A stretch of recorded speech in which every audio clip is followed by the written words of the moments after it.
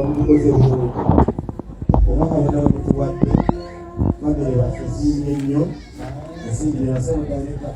mwani Katembe wojje Mukama ayongere okukkiza okugabirira bawaka bifamire basiikiddwabo namwe tubeebaza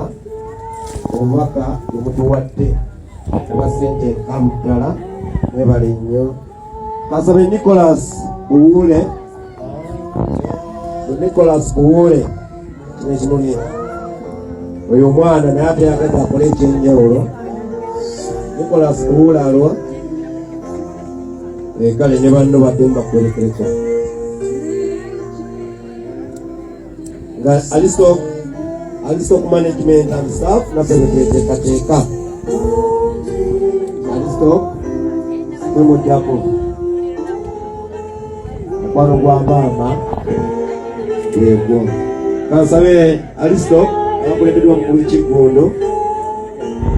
Mami Kiggondo nziweka Alistock